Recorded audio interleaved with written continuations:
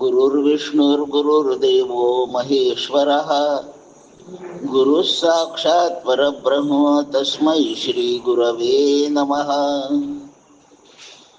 वंशी विभूषितकरान्नवनीरदाभात् पीताम्बरादरुणबिम्बफलाधरोष्ठात् पूर्णेन्दुसुन्दरमुखादरविन्दनेत्रात् कृष्णात् परं किमपि तत्त्वमहं न जाने। श्रुतिस्मृतिपुराणानामालयं करुणालयं नमामि भगवत्पादं शङ्करं लोकशङ्करम्।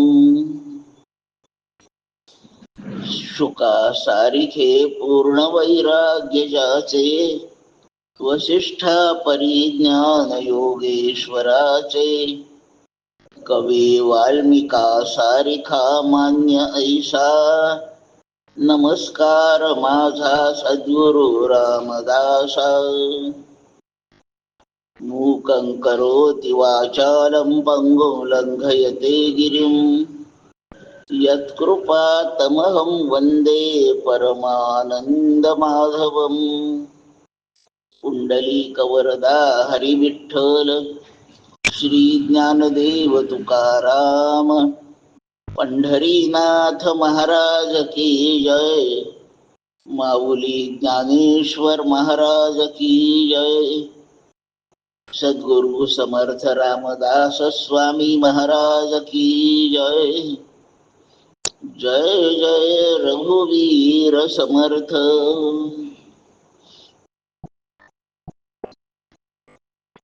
आचार्य जगद्गुरु शंकराचार्य स्वामी महाराज, सद्गुरु समर्थ रामदास स्वामी महाराज, सद्गुरुनाथ महाराज, सकल सत्पुरुष संत या सर्वांच्या श्री चरणांना वंदन। भगवान नारायण, श्री कृष्ण आणि सकल स्थानीय देवतांना वंदन। आपणा सर्वांना भाग्यवंत श्रोत्यांना सप्रेम अभिवादन आणि प्रवचन मालेतील दुसऱ्या प्रवचनाला प्रारंभ। साधन चतुष्टय असा विषय आपण विवेचनाला निवडलेला आहे। परमार्थ करणाऱ्याला महत्वाची एकमेव इच्छा असावी आणि ती म्हणजे हा जीव ब्रह्मरूप आहे हे समजावून घेता यावं। बस आपल्याला तीनच गोष्टी समजावून घ्यायच्या आहेत जीवनात, फार नाही। म्हणून परमार्थ सोपा आहे। प्रपंचात खूप जास्त गोष्टी समजावून घ्याव्या लागतात। पोरीचं लग्न ठरवलं की तिच्या सासरी किती माणसं आहे या सगळ्यांबद्दल विचार करावा लागतो। पोराला शाळेत घालायचं ठरवलं की कोणती शाळा चांगली आहे 50 शाळाबद्दल विचार करावा लागतो। नोकरी करायची कोणत्या कंपनीत जावं फार विचार करावा लागतो। साध्या रोजच्या स्वयंपाकात भाजी कोणती करावी अर्धा तास निर्णय होत नाही।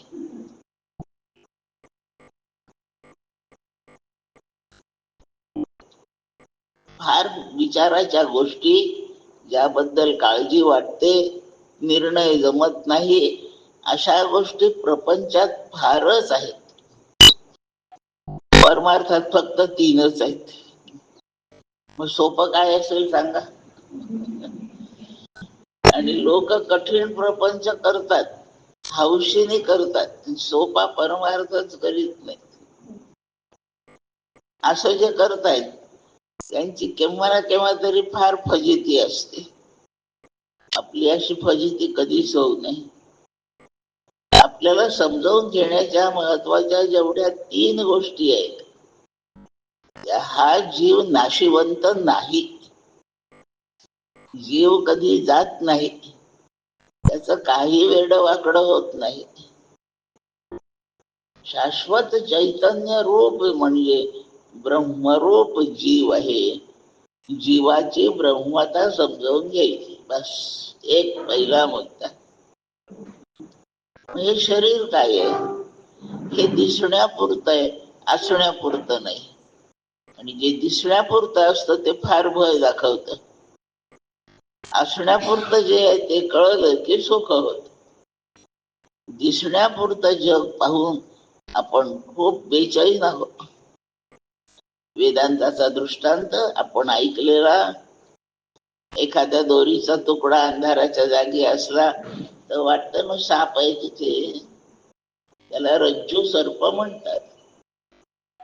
तो असण्यापुरता नाहीये, तो फक्त दिसण्यापुरता आहे आणि तो भीती दाखवतो, बस.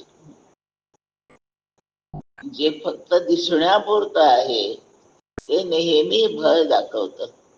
या जगात जर भीती वाटत असेल आपल्याला, निर्णय करून टाकायचा हे दिसण्यापुरतं जग आहे, असण्यापुरतं नाहीये. जे दिसण्यापुरतं असतं, असण्यापुरतं नसतं, त्याला असत्य नाही म्हणत, त्याला मिथ्या म्हणतात. जे आहे ते भलतं काहीतरी का दिसो, पण ते कशा तरी सत्याच्या आधारावर दिसतं. काहीच नसेल ना तर दिसणे घडत नाही. नीट उजेड नाही मिळाला म्हणून भलतं जाणवलं, एवढंच अर्थ आहे त्याचा. म्हणून हे जग जे दिसत आहे भासण्यापुरतं आहे, दिसण्यापुरतं आहे, हे असण्यापुरतं सत्य नाहीये. सत्य गोष्ट नेहमी उपलब्धच असते. हे जग आपल्याला गाढ झोप लागली की नसतं ना. सांगा कोणाला गाढ झोपेत जग दिसतंय का? आपली शाळा कॉलेज, आपला मोठा फ्लॅट, आपली कंपनी, तो साहेब, तिळगुळाचे लाडू झोपेत आहेत का? जर सत्य असेल तर ते सर्व काळी पाहिजे. हे जग सुषुप्तीत नसतं. एक, जेव्हा बेशुद्ध पडतो माणूस तेव्हा जग नसतं. दोन, जे समाधी लावून बसलेले त्यांना समाधीच्या काळात जग नसतं. आणि कधी कधी ऑपरेशनच्या वेळेला अॅनेस्थेशिया दिलेला असेल तर त्या पेशंटलाही जग नसतं. म्हणजे बरेचदा नसतं. सत्य गोष्टी नेहमी असते. म्हणजे कधी कधी आहे कधी कधी नाही, त्याला मिथ्या म्हणतात. हे जग मिथ्या आहे. जीवाचं ब्रह्मत्व समजावून घ्यायचं आणि जगाचं मिथ्यात्व समजावून घ्यायचं. हे नाहीये खरं, नाहीच आहे. असतं तर झोपेत कुठे जात ते.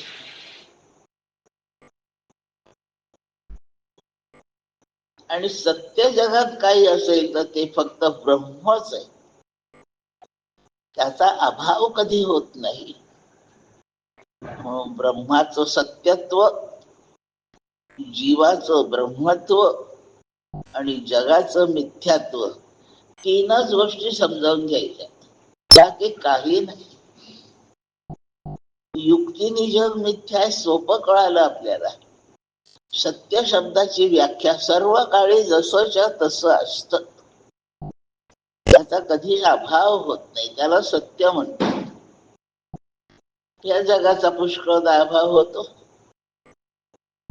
वेड लागलं म्हणजे जग नसतं. वेडा माणूस आईबापालाही ओळखीत नाही, आपलं घर त्याला ओळखता येत नाही, कसाही भटकतो. इंद्रियांना काही कळत नाही, त्याची इंद्रिय कामं करतात, त्याचं मन बुद्धी गेलेलं असतं.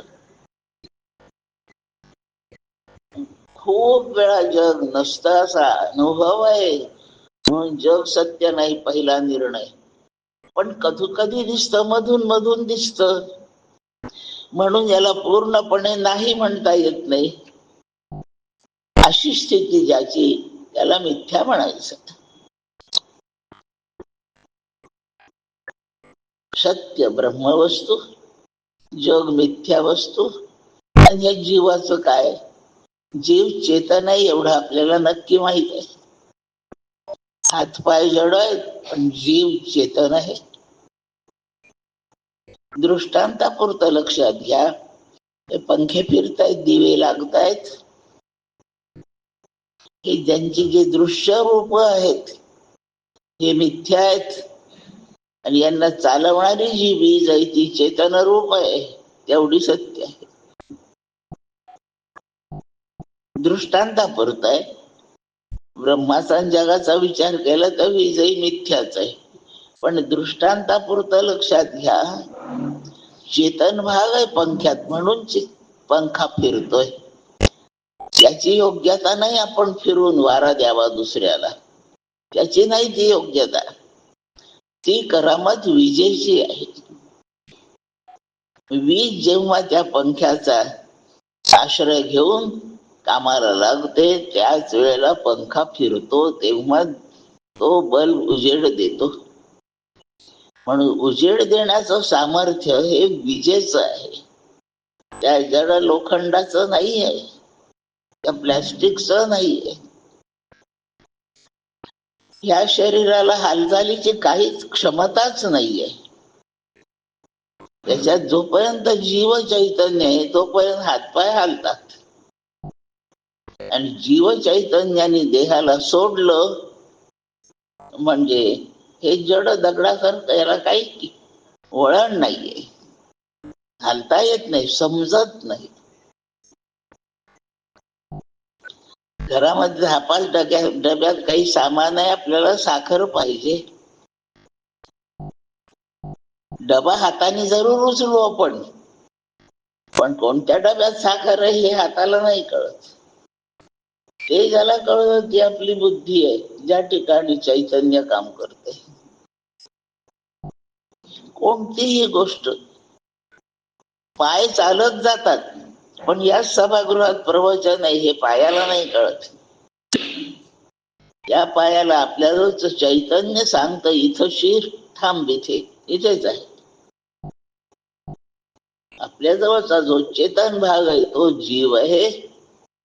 आणि त्या जीवाच्या ऊर्जेमुळे, शक्तीमुळे हे जड हातपाय चालतात. पुनश्च एकदा ब्रह्माचं सत्यत्व, जीवाचं ब्रह्मत्व आणि जगाचं मिथ्यात्व. आणि मिथ्यात्व नीट समजावून घ्या. ते दिसाय पुरतं असतं, असाय पुरतं नसतं. एक वाक्य, ते दिसाय पुरतं आहे, ते जे दिसणं आहे ते विपरीत आहे. आणि त्याच्यासाठी सत्य वस्तू असावी लागते, ती भलत्या प्रकारे दिसते, तेव्हा मिथ्यात्वाचा अंदाज करता येतो. तिथे दोरी सत्य पाहिजेच, त्याच्याशिवाय सर्प नाही जाणवायचा. काहीच नसेल तर सर्प नाहीये, दोरी पाहिजे तिथे. म्हणजे दोरीपणाने, सत्यत्वाने कळत नाही, आणि भलत्याच रूपाने, सर्प रूपाने कळते. असं जे कळणं आहे हे मिथ्याचं नेमकं लक्षण आहे. त्याला वेदांताची संज्ञा विवर्त अशी आहे. दोरीचा विवर्त सर्प आहे. म्हणजे दोरीचं सत्य स्वरूप झाकलं गेलं आणि भलत्याच रूपाने ती आपल्या अनुभवाला आली. विपरीत प्रकारचा, विरुद्ध प्रकारचा, विभिन्न प्रकारचा जो अनुभव आहे त्याला विवर्त नाव आहे. आणि विवर्ताची जी गोष्ट असते ती मिथ्या असते. तो सर्प नेहमी नाही. तिथे जो उजेड चांगला पडला तर सत्य दोरीच लक्षात येईल. मग सर्प कुठे गेला? उजेड पाडल्यावर तो सर्प कुठे पळाला? पळायची गरज काय, आलाच नव्हता तर जाईल कसा? याप्रमाणे हे जग ज्ञानाचा एकदा उजेड पडला की नाही जाणवत, दिसतच नाही. गेलं कुठे जग? मग ते आलंच नाहीये. आणि म्हणून जग जाण्याचा प्रश्न नाहीये. फक्त जग हे जे दिसतंय त्या सत्य ब्रह्माचं विभिन्न रूप आपल्याला वाटतंय. याचं कारण अंधार म्हणजे अज्ञान आहे. अज्ञानाचा परिणाम म्हणून जग दिसतं. ज्ञान झालं की जग नसतं. आपल्याला सोनं कळत नाही म्हणून आपल्याला अलंकार वाटतात. सोनाराला अलंकार नाही दिसत, त्याला सोनच दिसतं. काही कारणाने आपल्याला आपल्या पाटल्या मोडायची गरज पडली, घेऊन जा दुकानात सोनाराकडे. त्याला पाटली नाही दिसत, ते किती कॅरेट आहे एवढंच त्याला दिसत. 24 कॅरेट आहे का 23 आहे का 22 आहे, ते बेंटेक्स आहे का 1 ग्रॅम वालं आहे का, एवढंच त्याला दिसतं. ते सोनं त्याला दिसतं. त्याच्यानं आपल्या नजरेत फरक आहे. ज्ञानाच्या आपल्या अज्ञानी जीवाच्या नजरेत फरक आहे. आणि नजरेतला फरक असल्यामुळे भलत दर्शन होत. भलत दर्शन काढून टाकणे आणि ती सत्य रज्जू पाहता येणे, ते सोनं पाहता येणे, असा अभ्यास जो त्याला परमार्थ नाव बस. आणि सत्य कळलं की सगळी दुरुस्तीच होते. एक कोणीतरी मोठा जज होता, प्रवासाला निघाला, रेल्वे गाडीतून चाललाय.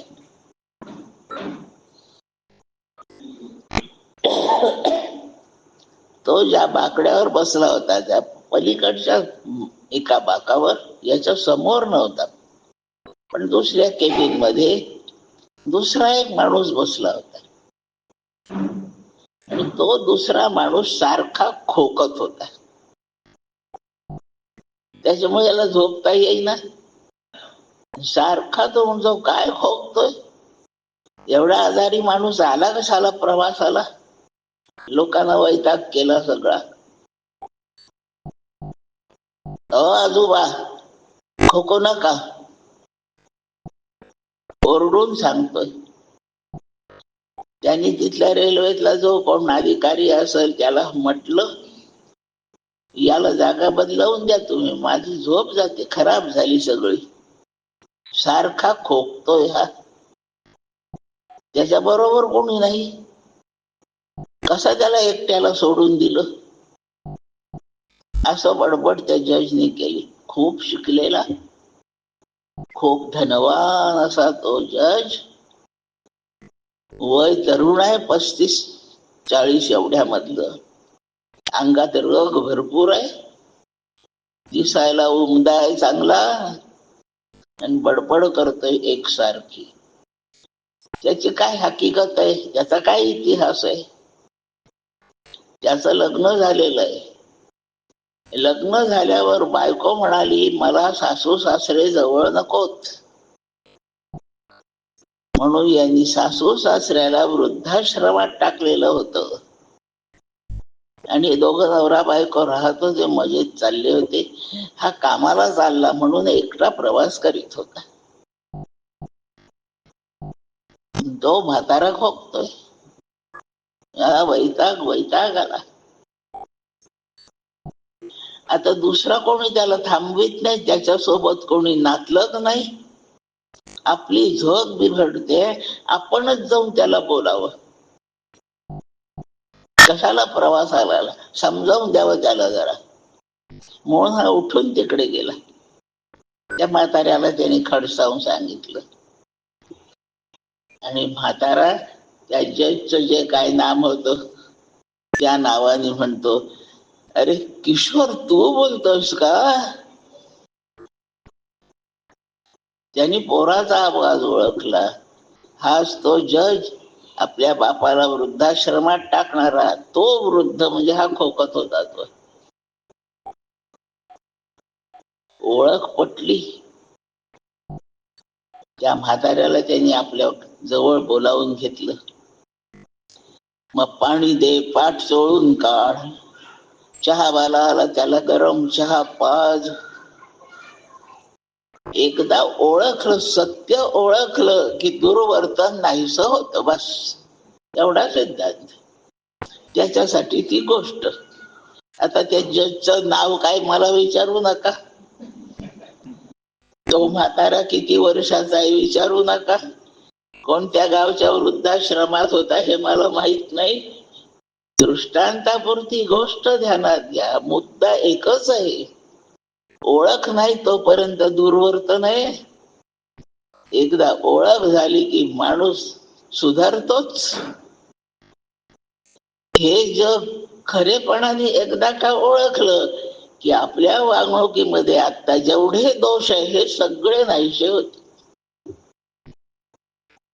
नाशिवंत गोष्टीचं प्रेम पहिल्यांदा नाहीस होईल.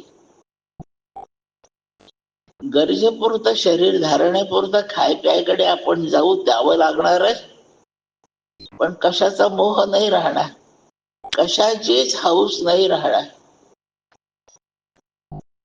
कोणाच्या धनाचा अपहार करावा अशी इच्छा होणार नाही. तो फार वाईट आहे ना हा फार चांगला आहे असं म्हणण्याची तुलना राहणार नाही.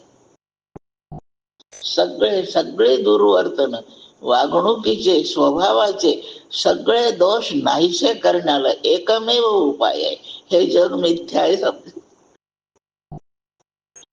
आणि दोरी सत्य हे कळत नाही तो पावेतो. हो, आपल्या उजव्या बाजूला आहे ना की तिकडे त्याचं शेपूट आहे आणि आपल्या डावीकडे त्याचं तोंड आहे.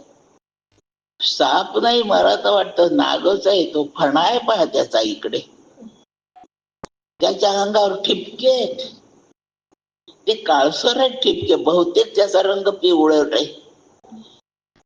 इतक्या कल्पना कुठून लागल्या? नसलेल्या गोष्टीला आहे असं मानलं आणि त्याच्यावर आरोप सुरू झाले. हा सज्जन दिसतोय, तो दुर्जन दिसतोय, कसं त्याचं तोंड आहे, पाहावं नाही वाटत. त्याला काही कळत नाही, मी एवढं बोलते, त्याच्या तोंडावर काही आविर्भाव नाही, असं सगळं वाटतंय. याच कारण आहे, आरोपाला काही नियम नाहीये ना, कोणताही आरोप कोणावर कसाही करता येतो. हे माझ्या हातून हे संत्र आता खाली पडलं, ते पडलेलं मला कळलं नाही कुठे पडलं. मी म्हणू शकते ना, कोणत्याही श्रोत्याने ते घेतलं, म्हणता येईल का नाही मला? हे मला मिळालेलं संत्र एखाद्या कोणत्या तरी श्रोत्याने घेतलं. आतापर्यंत इथे होतं ना, आणि बाहेरून तर कोणी आलं नाही, मग आत बसले फक्त श्रोते आहे, यातल्या कोणीतरी घेतलं. लांबचा इतका येऊन घेऊन जाईपर्यंत दिसला असता, नाही लांबचा नाही, जे जवळ आहे त्यातलाच कोणीतरी उठून आरोप ठरवला एकदा करायचा की वाटेल ते. या जगात काही वाईट नाही, काही चांगलंही नाही, कारण ते नाही म्हणून असलेल्या गोष्टीला चांगलं वांगलं ठरवता येतं. कल्पनेने एक भाजी करा, मग ती फार तिखट झाली असं म्हटलेलं चालतं. यात गूळ घालायचं विसरले असं म्हणता येत. ती वांग्याची आहे, बटाट्याची आहे, कांद्याची आहे असं काही म्हणता येत. थोडीशीच केली, इतक्या लोकांना पुरणार नाही असंही म्हणता येत. त्यांना येत नाही स्वयंपाक, त्यांना कशाला भाजी करायला लावली असंही म्हणता येत. आरोप करायचा ठरवला की तो नेहमी सत्याचा उपयोग केलेला नसतो, म्हणूनच आरोप चालतो. आणि आरोप करण्यासाठी काहीतरी सत्य असावं लागतं. साप दिसण्यासाठी दोरी असावी लागते, बांगडी दिसण्यासाठी सोनं असावं लागतं, माठ दिसण्यासाठी माती असावी लागते. आणि जे असावं लागतं ते सत्य असतं, आणि जे दिसत जात ते मिथ्या असत. हे वाक्य नीट ध्यानात ठेवा. ज्यावर आरोप केले जातात ते नेहमी सत्य असतं, त्याला अधिष्ठान म्हणतात. आणि ते जसं सत्य आहे तसं अनुभवाला येत नाही, भलत्याच रूपाने अनुभवाला येतं, त्याला मिथ्या म्हणतात. जगाचं मिथ्यात्व समजावून घ्यावं. या जगामध्ये देवानी स्त्री नावाची एक व्यक्ती तयार केली. एक मुलगी जन्मली, वाढली, मोठी झाली, एक भगिनी, ती स्त्री. ती प्रिय आहे का अप्रिय आहे? काहीच नाहीये. तिने एका अपत्याला जन्म दिला. आई म्हणून ती त्या अपत्याला प्रिय आहे. काही दिवसांनी तिच्या पोराचं लग्न झालं. घरात आली त्या पोराची बायको, त्याबरोबर ती सासू ठरली. आई म्हणून प्रिय राहिली आणि सासू म्हणून अप्रिय झाली. लक्षात ठेवा, देवाने सासू सुद्धा केली नाहीये आणि आई सुद्धा केली नाही, फक्त बाई केलीये. म्हणजे सासू, आई, नणंद, जावं, भावजाई, काही म्हणा, ही जीवकृत आहे. आणि जे जीवाने केलं ते त्रासदायकच आहे, आणि जे देवाने केलं त्याच्यात त्रास नाही. सगळ्या देवाने निर्माण केलेल्या कोणत्याही व्यक्तीला नाव नाहीये, कोणतंही नातं नाहीये. जीव ठरवणार आहे हे नातं काय आहे ते. याप्रमाणे निर्माण झालेलं अप्रिय आहे असं म्हणायचं काही सोयच नाहीये, आणि प्रिय ही म्हणण्याची सोय नाही. जगात हे सगळं परमात्म्याचाच देखावा असल्यामुळे याच्यात अप्रिय असण्यासारखं काय असायचंय? ते सगळं प्रिय आहे.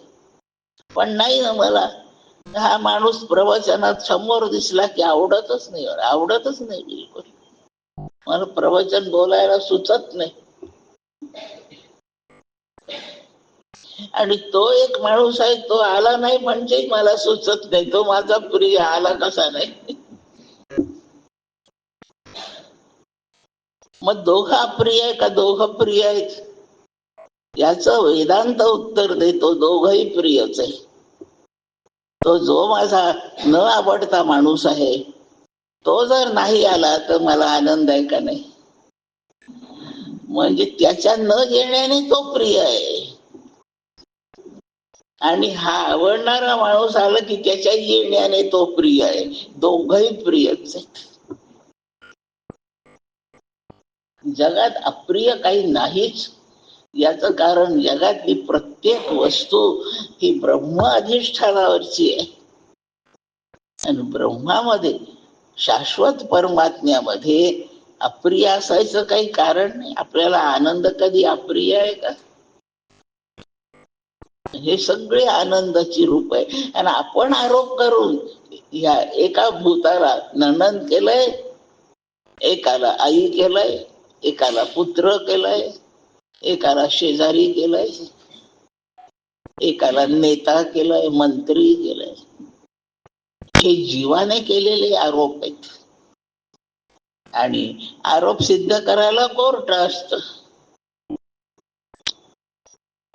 आणि असं कोर्ट संताचा दरबार, सद्गुरूचा दरबार आहे. त्या कोर्टात फैसला होतो आणि निर्दोष सुटतात सगळे. अप्रियत्वाचं त्याच्यात काही चिन्हच नाहीये. हे आनंद रूप आहे, असं सद्गुरूच्या दरबारात ठरणार आहे. आता आनंद कोणाला नकोसा आहे का? हा वेदांताचा महत्वाचा गाभा. आपल्याला परमार्थ म्हणजे एवढा शिकण्याचा जो भाग आहे, त्या तीनच घटक शिकायचे. पुन्हा एकदा म्हणून पुढे जाते, जगात सत्य गोष्ट एकच आहे. त्या सत्य गोष्टीचं नाव ब्रह्म आहे.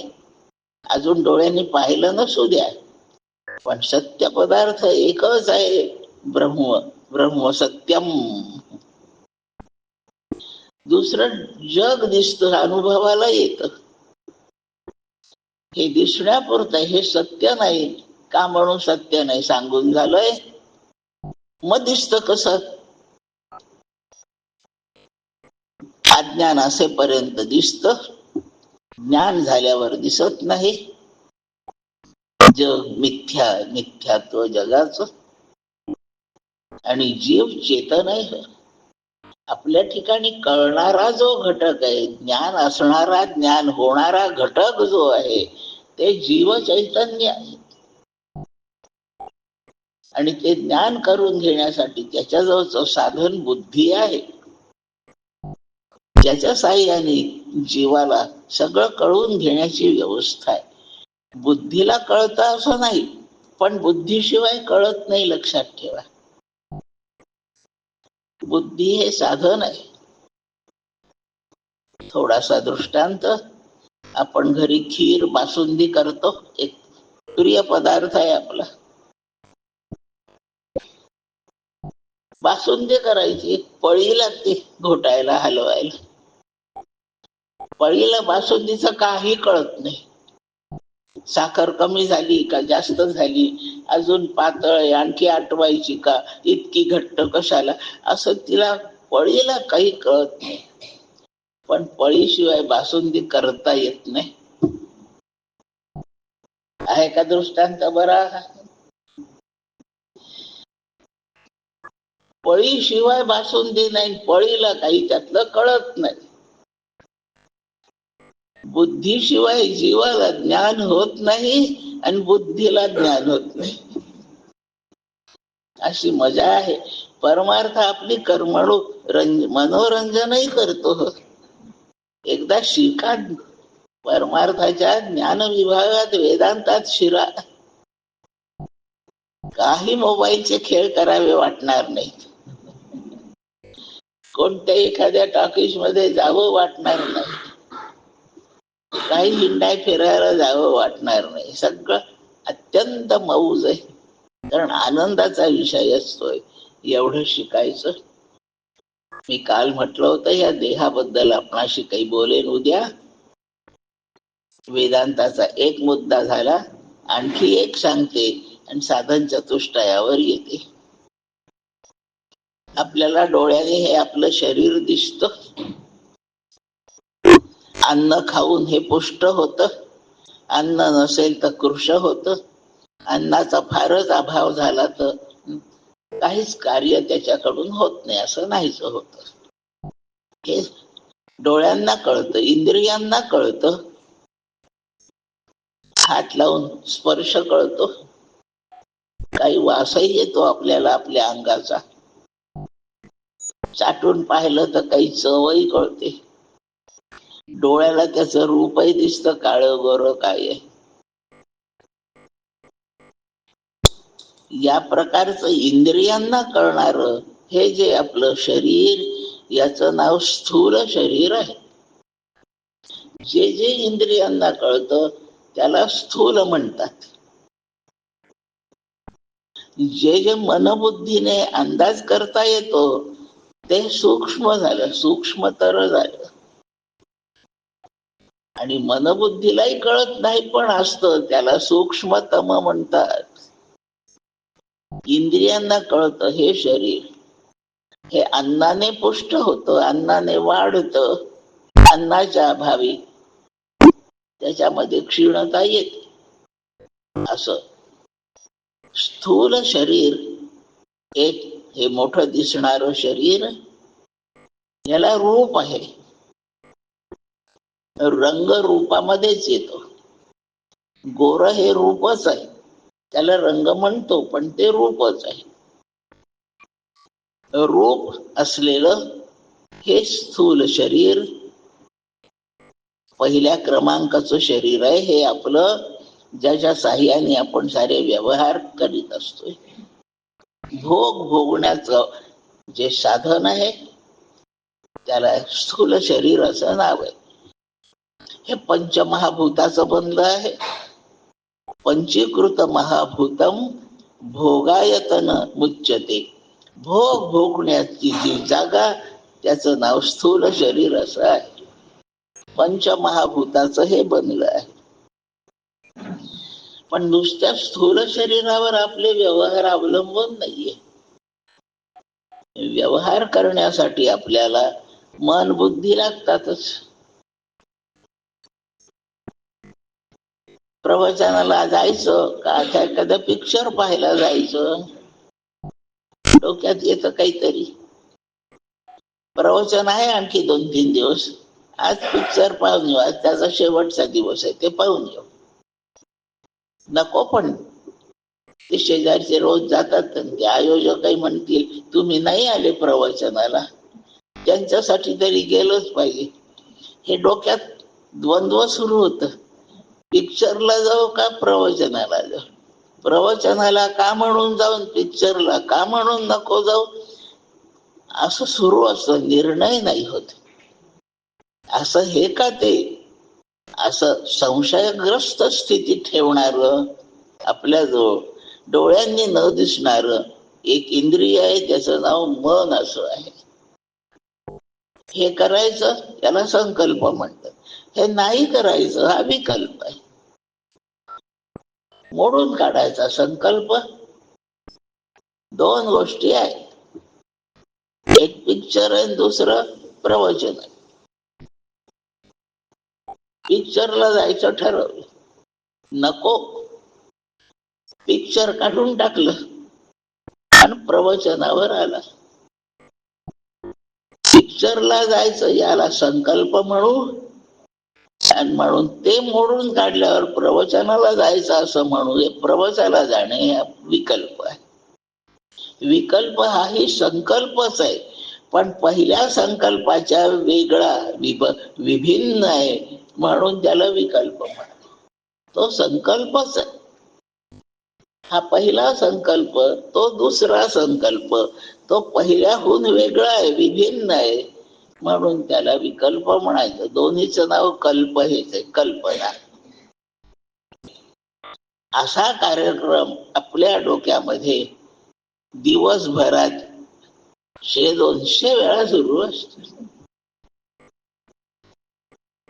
भगिनी वर्गाबद्दल बोलते, माफ करा, आपल्या साड्या ज्या कपाटात ठेवल्या आहे, प्रवचनाला जायचं, उभ्या राहा कपाटापुढे, ही काही ही काही ही काही, निर्णय व्हायला अर्धा तास लागतो. तेवढ्या वेळात बाजारातून 50 साड्या आणल्या जातील, पण कपाटातली नाही निवडली जात. खूप विषय असले की निवड कठीण होती. कपाटात फक्त एकच साडी आहे असं डोक्यात येईल का सांगा? कोणती नेसू हे येईल का डोक्यात? एकच आहे, तीच नेसायची आहे. या जगात विभिन्न भूते आहेत म्हणून या मनाला निवड करण्याचा त्रास आहे, आणि हे का ते त्याचं चालू आहे असं मन करत, संकल्प विकल्प मन करत. थोडा वेळ जाऊ दे, रात्रीची तर वेळ आहे, काहीच नसते असा निर्णय होतो. तो चुकीचाही असेल, पण निर्णय झाला की माणूस समाधानी होतो. निर्णय करून देण्याचं काम निश्चितपणे हेच असं ठरवून देणारं साधन आपल्याचं बुद्धी आहे. बुद्धी निश्चयात्मिकाच तिला म्हणतात. आणि विमर्शन म्हणजे हे का ते दोनदातून बाहेर नाही पडत, ते मन आहे. आणि ठरवलेलं, बुद्धीने निर्णय केलेलं अंतःकरण जेव्हा धरून ठेवत, विसरत नाही.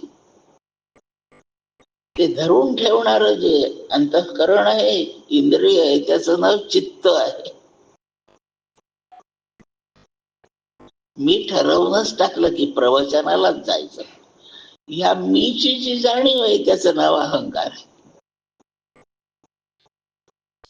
मीच तर ठरवलं हे प्रवचन मला चालवायची म्हणून, मी ठरवलं या हॉलमध्ये घ्यायचं, मी ठरवलं इतक्या पत्रिका छापा.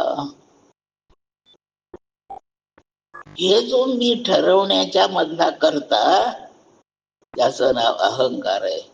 मन, बुद्धी, चित्त, अहंकार या 4 गोष्टींचा जो मेळ आहे त्याचं नाव अंतःकरण आहे. त्याला अंतःकरण चतुष्टय म्हणतात. ज्ञानेंद्रिय आहेत, कर्मेंद्रिय आहेत, 5 प्राण आहेत. एवढा 17 जणांचा मेळा हे आपलं दुसरं शरीर आहे. डोळ्यांनी तसं दिसत नाही यातलं काहीच, पण मुख्य काम करणारा कर्ता म्हणून जे आहे ते हे डोळ्याने न दिसणार, त्याचं नाव सूक्ष्म शरीर, लिंग शरीर असं आहे. हे आपलं दुसरं शरीर आहे. स्थूल शरीरात घटक 5च आहेत. या सूक्ष्म शरीरात 17 घटक आहेत. आणि एवढंही सगळं खरं वाटतंय ना आपल्याला, हे सगळं नसताना खरं वाटतंय, याला आपलं अज्ञान असं म्हणतात. आणि ते अज्ञान आपलं तिसरं शरीर आहे.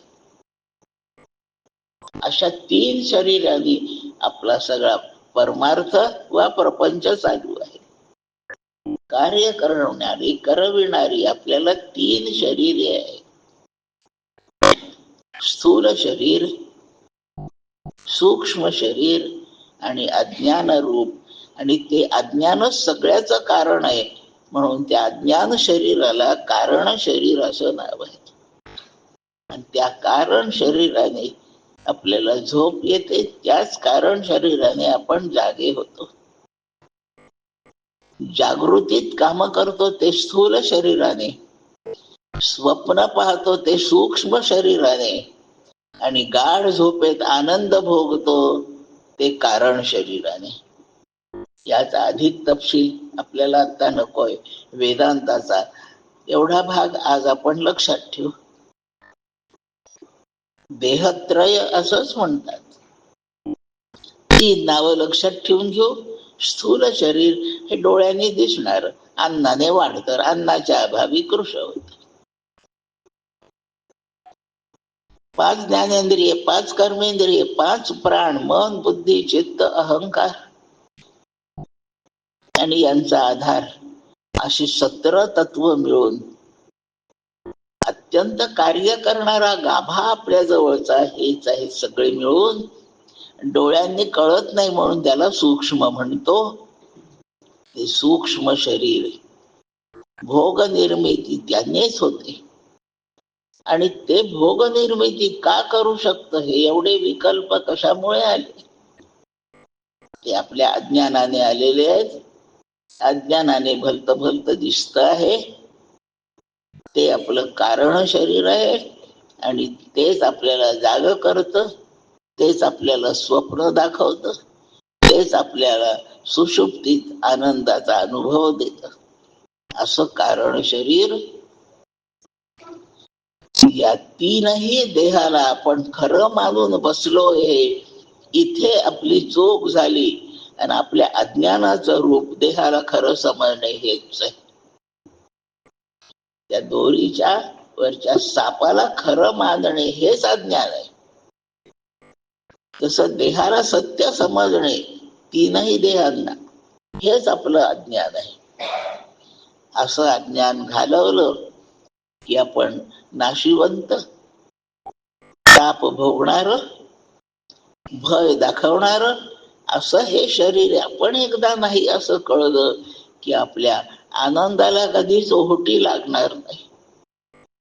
तो आनंद मिळवणे मनुष्याच्या जन्माचं ध्येय आहे. प्रातस्मरणात आचार्य बोलतात, प्रातस्मरामी हृदय संस्फुरदात्मतत्वम सच्चित सुखम परमहंस गतीं तुरीयम यत्स्वप्न जागर सुषुप्तिमवैति नित्यम तद्ब्रह्म निष्कलमहं न च भूत संघा. ते ब्रह्म मी आहे, पंचमहाभूताचं शरीर मी नाही. ही एवढी शेवटची ओळ आपल्या जीवनाचं ध्येय आहे. आणि ते साधण्यासाठी जे काही आपण खटपटी करू त्याचं नाव परमार्थ असं आहे. म्हणून माणूस शरीरात आलेल्या जीवाने परमार्थाशिवाय दुसरं काही करणे म्हणजे फजित होणे आहे. सुखासाठी बाकी काही करून सुख नाही होणार. काल बोलल्याप्रमाणे किती खोल्यांचं आपलं घर असो नाही सुख होत, किती कपडे असो नाही सुख होत. काही खायला चांगलं चुंगलं मिळून नाही सुख होत. ते घटकाभराचं सुखाचा भास होतो आणि ते पुन्हा नाही म्हणून पुन्हा चालतच. एवढं कळवून घेण्याचा आपल्या चित्ताला अधिकार प्राप्त पाहिजे. अधिकार म्हणजे ते करण्याची आपली योग्यता पाहिजे. पुनश्च ब्रह्माचं सत्यत्व, जगाचं मिथ्यात्व आणि जीवाचं ब्रह्मत्व हे समजावून घेण्याची आपल्याला योग्यता निर्माण करून घेतली पाहिजे. त्याच्याशिवाय नाही कळत. एक ठराविक आहे. दृष्टांताने मी म्हणत असते, इंजिनियर सर्व होऊ शकतील, काही अडचण नाही,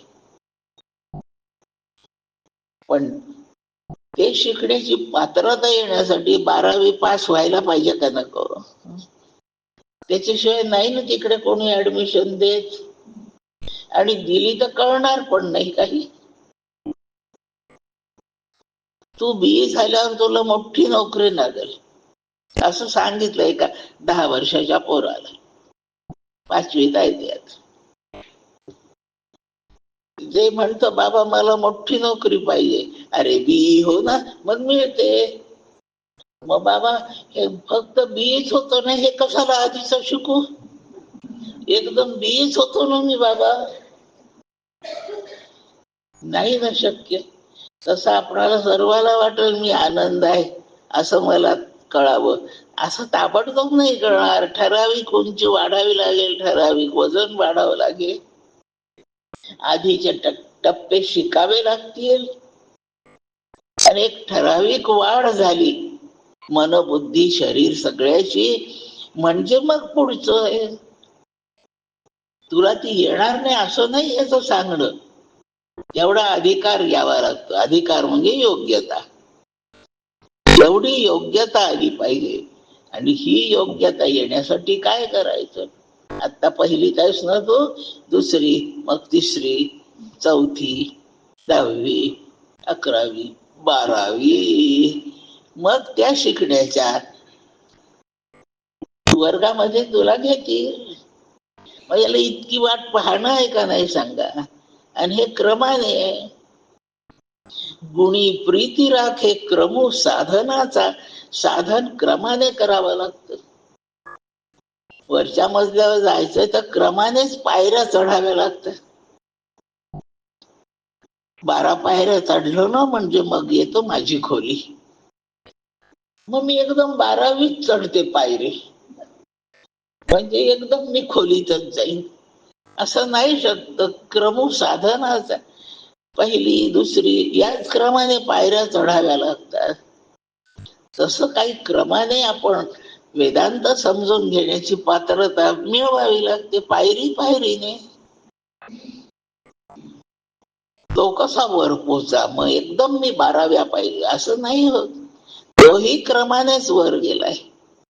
सगळ्यांनी त्या क्रमानेच वर जायचंय. खूप ताकदवान असेल तर 2-2 पायऱ्यामध्ये सोडून पुढच्या पायरीवर पाऊल टाकेल, तरी त्या 2 चढल्यात जमा होत आहेत का नाही सांगा? असा क्रमाने अभ्यास करून वेदांत समजण्याची आपली योग्यता तयार करता जे साधन आहे ते साधन चतुष्टय आहे. 4 गोष्टी शिकाव्या लागतील. इंजिनिअरिंग कॉलेजला जायचं का तुला? मग 12वी पर्यंत तुला गणित शिकलं पाहिजे. त्यानंतर फिजिक्स सायन्स शिकलं पाहिजे. हल्ली कॉम्प्युटर शिवाय काही शिक्षण होत नाही. तुला तोपर्यंत कॉम्प्युटर शिकलं पाहिजे. आणि सगळं सध्या तरी इंग्रजीमध्ये भर चाललाय सगळ्यांचा. तुला इंग्रजीत ते समजलं पाहिजे, म्हणजे तुला इंग्रजी भाषाही कळली पाहिजे. हे साधन चतुष्टय आहे इंजिनिअरिंगच्या वर्गात जायचं. भाषा म्हणून इंग्रजी शिकलं पाहिजे, गणिताची गरज आहे,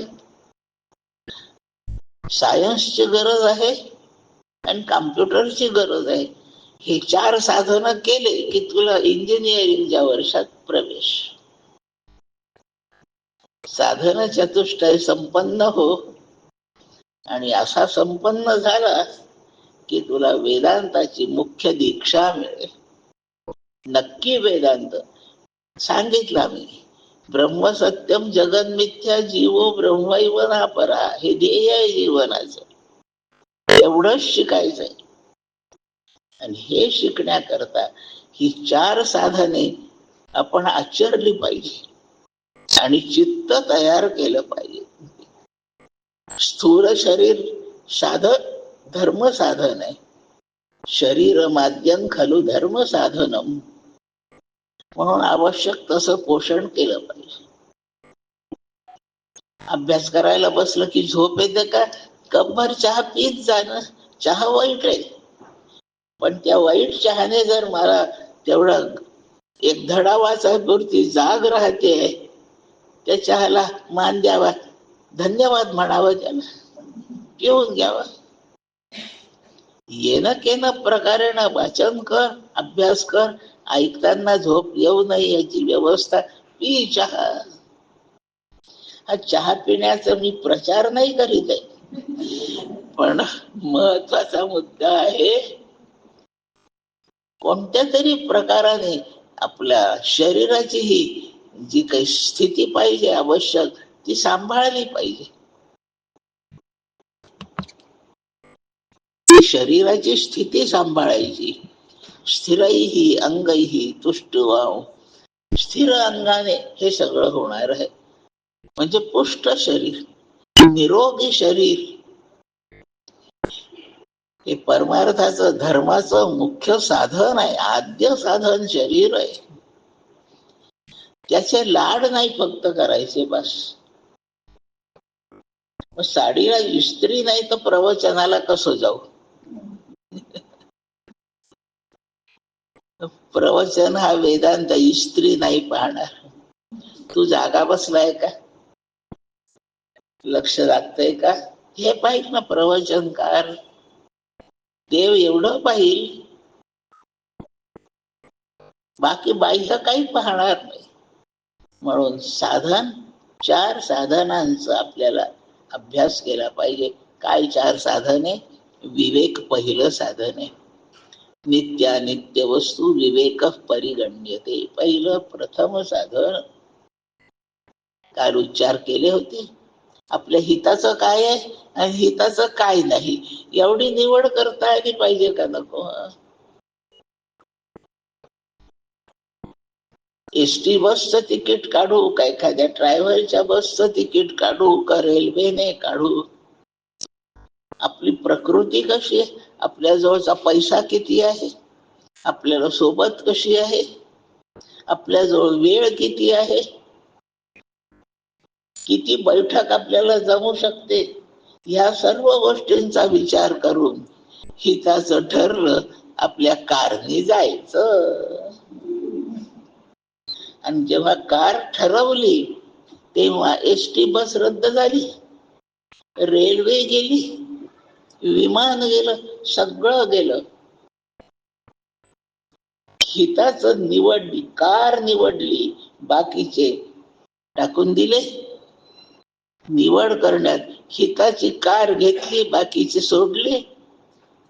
असंच आपल्या जीवनात परमार्थात जीवन समृद्ध सुखी करायचं असेल तर काय निवडावं म्हणजे माझं बरं होणार आहे, आणि काय त्यागावं.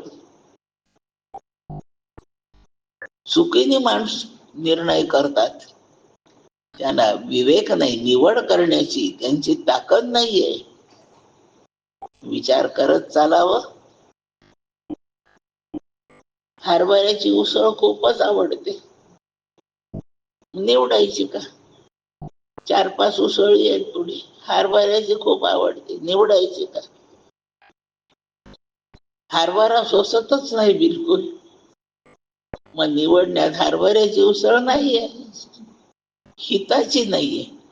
तो पदार्थ चांगला आहे, आपल्या हिताचा नाही.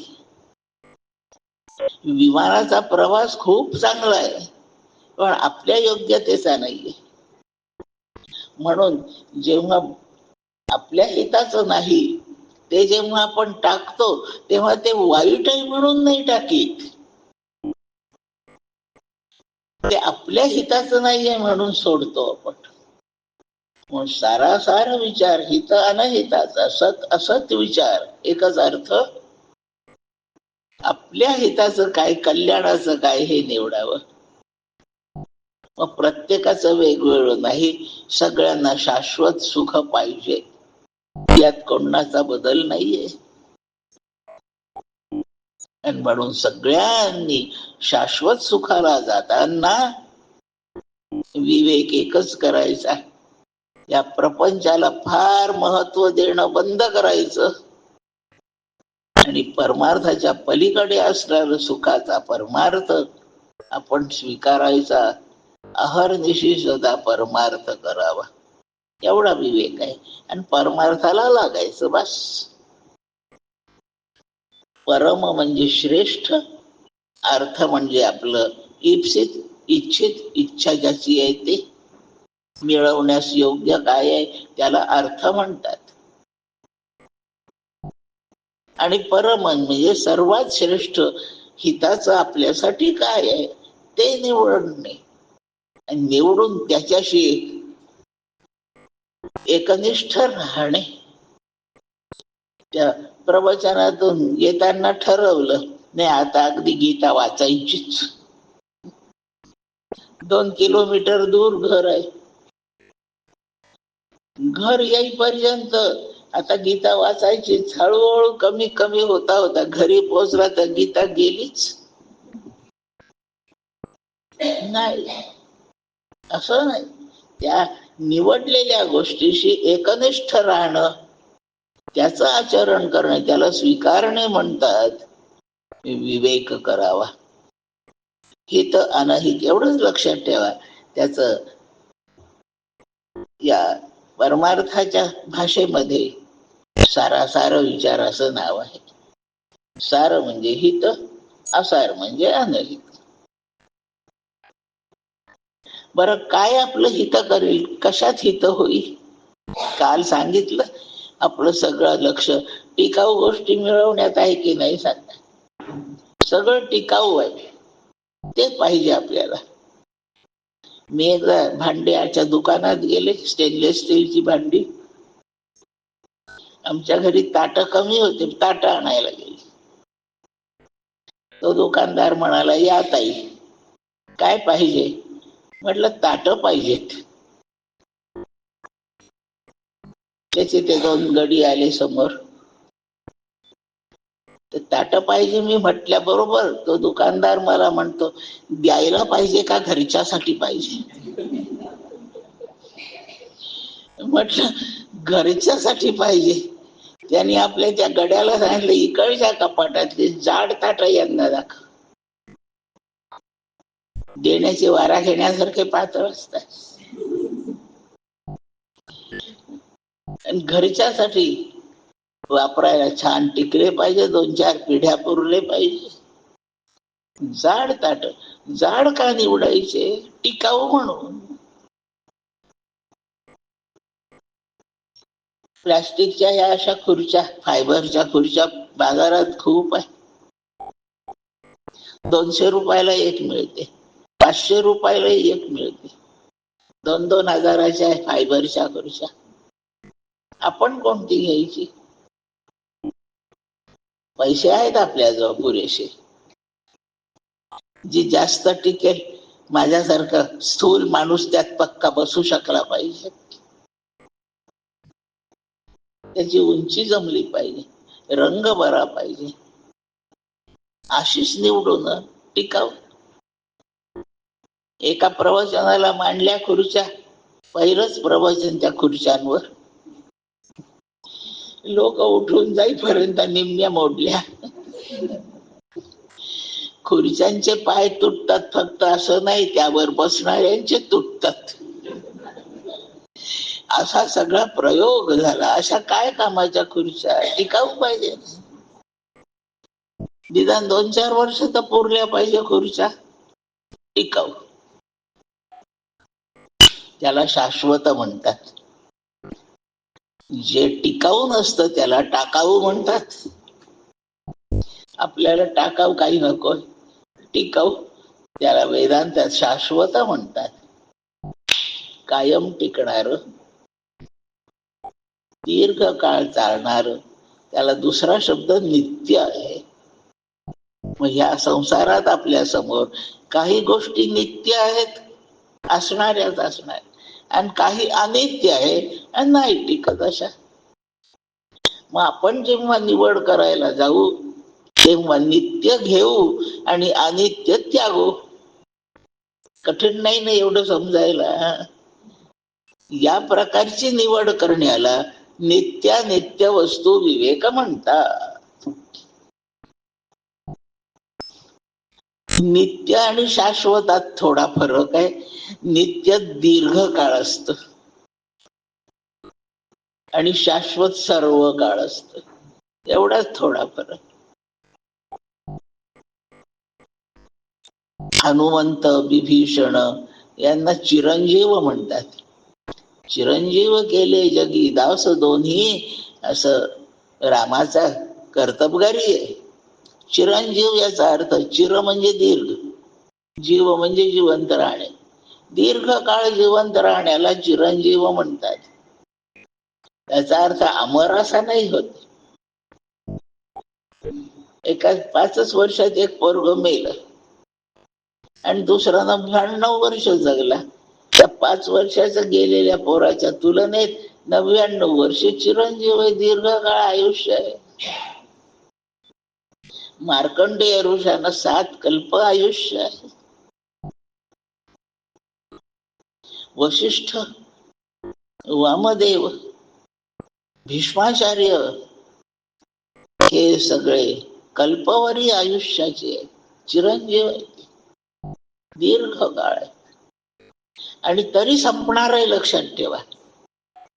इतकेही वर्ष झाले तरी देह पडणारच आहे, पण आपल्या अंदाजापेक्षा फार जास्त काळ आहे म्हणून त्याला आपण चिरंजीव म्हणतो. पण कायम आहे असा नाही अर्थ. जे कायमच राहणार, कधीच संपणार आहे ते शाश्वत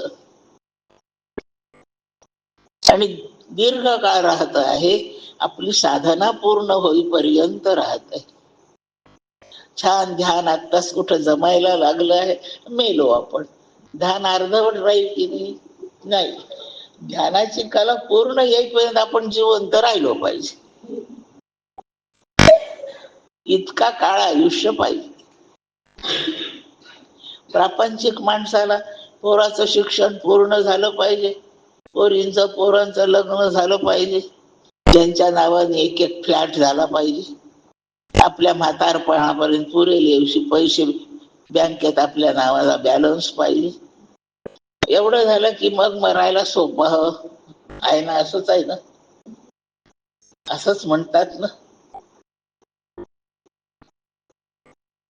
आपलं काम होईपर्यंत, आपला परमार्थ पूर्ण होऊन माझा जीव ब्रह्मरूप आहे याचा साक्षात्कार होईपर्यंत माझा देह टिकला पाहिजे. कारण हे चैतन्य ठेवायची जागा शरीर आहे, म्हणून हे शरीर सांभाळलं पाहिजे. युक्ताहार विहारस्य युक्त चेष्टस्य कर्मसु युक्त स्वप्नावबोधस्य योगो भवति दुःख. परमार्थ योग रूप आहे.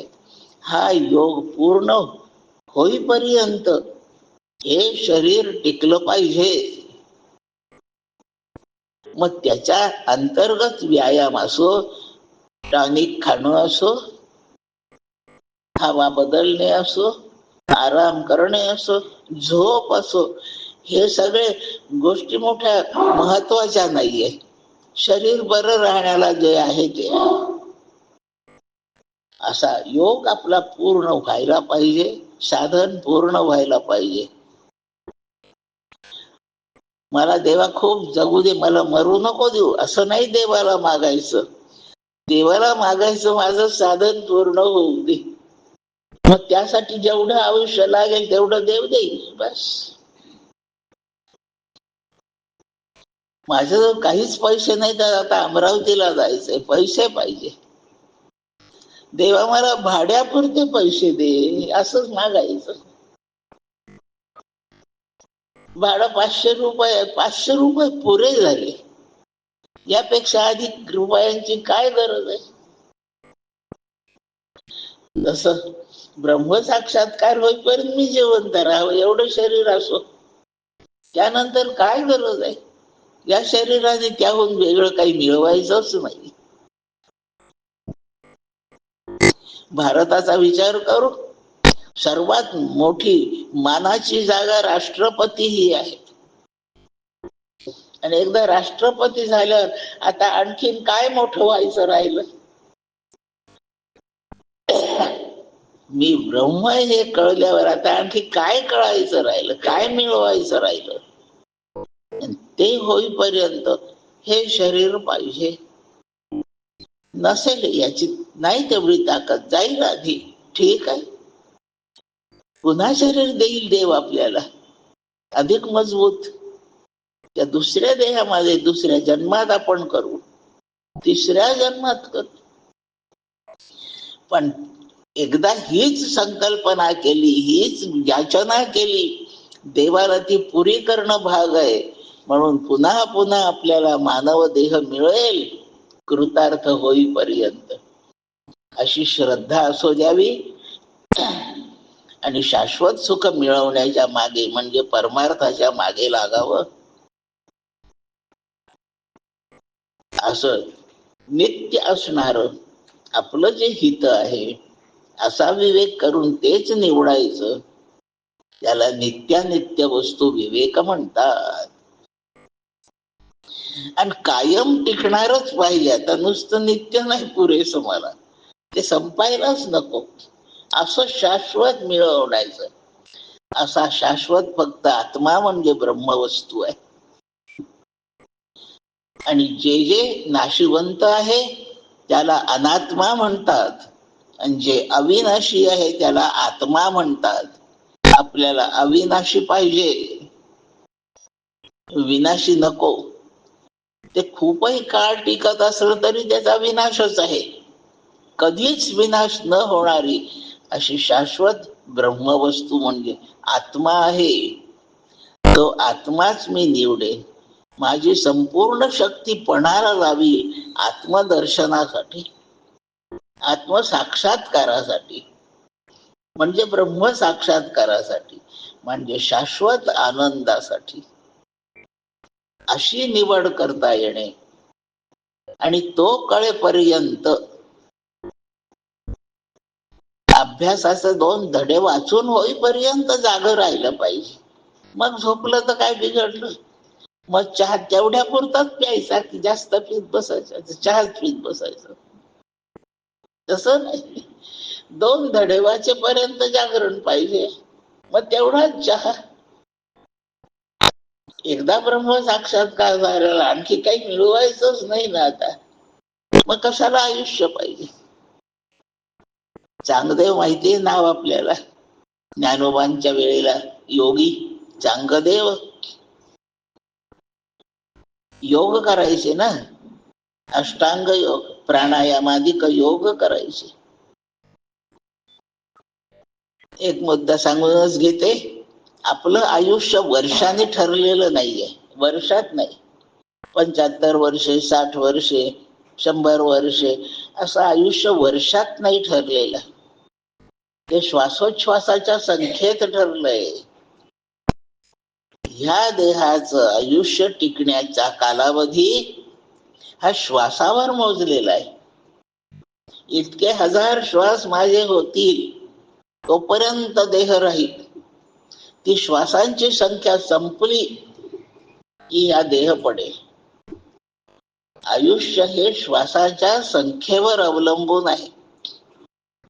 आणि साधारणपणे जेवढे श्वास ठरले असतील तेवढे श्वास पूर्ण होण्याला अंदाजाने किती वर्षे लागतील असं ठरवल्यामुळे आपण आयुष्य वर्षात मोजायला लागलो. ठाण्यापासून मुंबई किती दूर आहे हा प्रश्न. तुम्ही उत्तर देता 2 तास. 2 तास, तासाने अंतर मोजतात का कधी? किती किलोमीटर हे सांगितलं पाहिजे का नाही? ठाण्याहून मुंबई किती दूर, काही किलोमीटर बोला ना, तर तुम्ही मला सांगता 2 तासावर आहे. म्हणजे अंतर मोजायच्या वेळेला आपण तेवढ्या अंतराला किती काळ लागतो तेही सांगतो. तसं एवढे श्वास भरायला किती वर्षे लागतील तेवढं वर्षात आयुष्य सांगायचं. आयुष्य कालाने सांगायचं, पण ते श्वासावर मोजलंय. श्वास फार वेगाने घेत राहिलो तर तेवढी श्वास संख्या लवकर संपते. सावकाश श्वास घेत राहिलो तर तितके श्वास पुरे व्हायला जास्त काळ लागतो. जोराने धावा, श्वासांची संख्या वाढते, वेग वाढतो, जोर वाढतो, तेवढ्या श्वासाला जास्त ताकद लागते. धावत असताना खूप भीती वाटली, श्वास भराभर चालतात. कामवासना जागृत झाली की श्वासांची संख्या फार वाढते. म्हणून ब्रह्मचर्यामध्ये योग करणे सोपं आहे. ब्रह्मचारी शरीराने जगला माणूस तर दीर्घायुषी होतो. हेच काम चांगदेवानी केलं. योगाभ्यास करीत बसायचा, प्राणायामाने कुंभकावर भर, श्वासांची संख्या कमी, आणि 100 वर्षात किती श्वास होतात तेवढे पुरे झाले किंवा तेवढ्या श्वासाला 100 वर्ष लागतायत असं गणित. योगाभ्यास करून श्वासच थांबवायचा नव्हतो. मग ते ठरलेले श्वास पुरे व्हायला ते 100 वर्ष नाही पुरायचे. 100 वर्ष आयुष्य म्हणून बसायचा. आता 100 वर्ष पुरे होत आहेत, त्यांनी कुंभकाला सुरुवात करायची हो. आणि त्यावेळी त्याचे प्राण इथे मस्तकात, या भागाला ब्रह्मांड म्हणतात, प्राण ब्रह्मांडात देऊन ठेवायचे. श्वास बंद. यमाजी भास्कर यायचे, आणि यमाची ताकद आहे. यमाच्या दूताला ताकीद दिली आहे त्यांनी. जो योगात असेल बसलेला, भगवंत भजन करीत बसला असेल, परमार्थ साधन करीत बसला असेल, तर दूतांनो त्याला उचलून आणू नका. हा योग करीत बसायचा. ब्रह्मांडात श्वास आहेत, प्राण कोंडलेले आहेत. यमाचे दूत परत जायचे, आणि तेवढा वेळ संपला की पुन्हा नाही, पुन्हा तितके पुढचे श्वास पुरे होईपर्यंत आता पुन्हा नाही येत यम. असं त्यांनी 13 वेळा परतवलंय यमाला. आणि 14व्या परतवण्याच्या आधी ज्ञानोबांची भेट झाली. आपण म्हणतो चांगदेव 1400 वर्षे जगला. कसा जगला?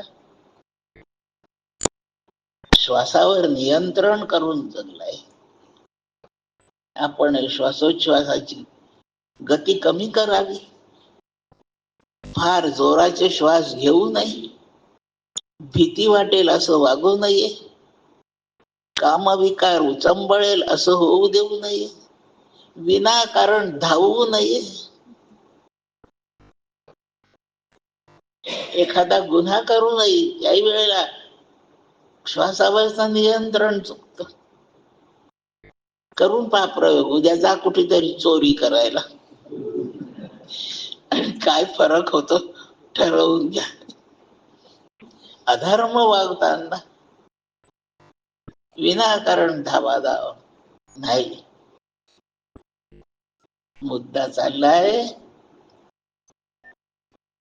आपलं आयुष्य, आपलं साधन पूर्ण होईपर्यंत पुरलं पाहिजे. नाही तेवढं शरीर चांगल्या तऱ्हेने बनलेलं, प्रारब्धामुळे नाही तेवढं बरं बनलं, हरकत नाही. अर्ध्या साधनात मरून जाऊ आपण, पुन्हा जन्म मिळेल. ते साधन पुन्हा सुरू होईल. जिथे आत्ता संपलंय तिथून पुढच्या जन्मात सुरू होईल. आधीच वाया बिलकुल जात नाही. एका माणूस अमरावतीत होता, त्याचा मुलगा 9वीत होता. अर्ध वर्ष झालं होतं 9वीच. त्या माणसाची बदली नागपूरला झाली. सारच कुटुंब घेऊन गेला. ते 9वीतलं पोरग सोबत गेलं नागपूरला. नागपूरमध्ये शिक्षण पुरं करायचं. त्या पोराला पुन्हा पहिलीत टाकावं लागेल का सांगा? काय अनुभव आहे त्याला? तिथे ऍडमिशन कोणत्या वर्गात घ्यायची? मिळेल 9वीतच मिळेल. म्हणजे एका गावात झालेलं शिक्षण वाया नाही जात, पुन्हा पहिल्यापासून नाही करावं लागत. या जन्मात राहिलेलं अर्ध दुसऱ्या जन्मात तिथून पुढे सुरू पूर्ण. तिथेही राहिलं तर तिथून पुढे. आपण इतकं केलं मरून जाऊ, काही धाक धरू नका. ते तिथून पुढे पुन्हा सुरू होईल. आणि एक दिवस त्याची 9वी पूर्ण होईल कोणत्या तरी गावात.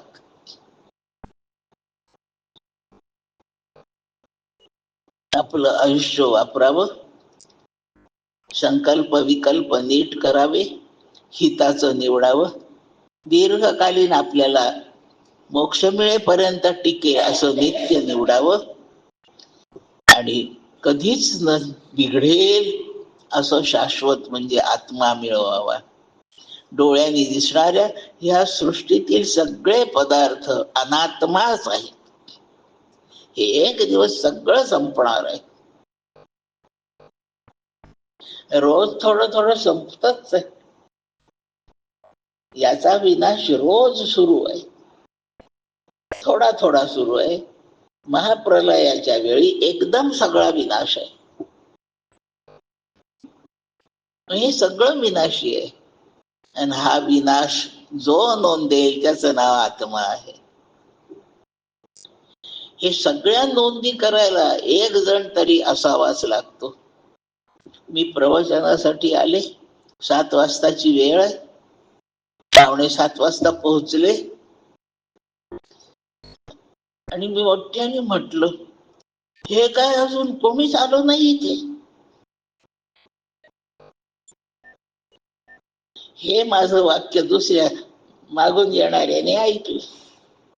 अजून कसं कोणीच नाही आलं इथे? कोणी नाहीये. तो मागचा माणूस म्हणतात, इथे कोणी नाही हे ज्या तुम्हाला कळलं ते तुम्ही आहात ना तिथे. कळला का मुद्दा? ज्या मला कळलं इथे कोणी नाही ते मी तिथेच आहे का नाही? म्हणून सगळं जग संपेल, हे संपलं याची नोंद घेणारा शिल्लक राहील, त्याचं नाव आत्मा आहे. जो कोणी म्हणतो कोणीच नाही इथे आलेलं, तो मी आलेला असतोय.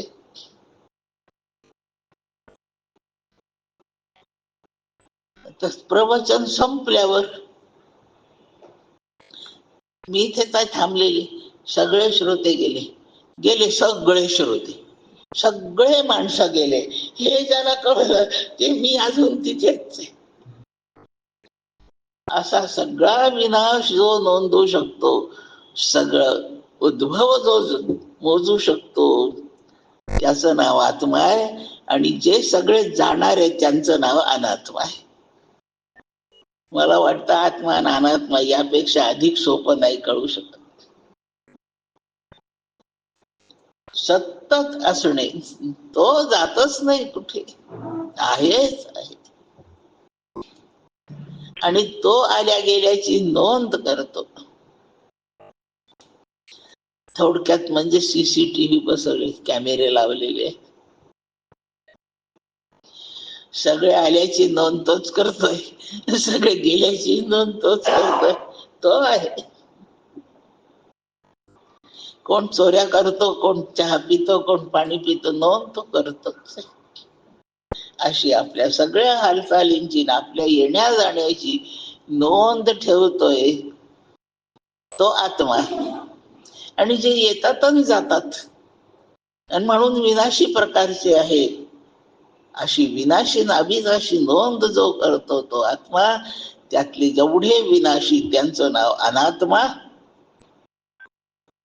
अशी निवड करणे. मग आपण कोणाला जवळ करायचं? आत्म्याला जवळ करता की हे जाणाऱ्याला करता जवळ? कोणाला जवळ करता?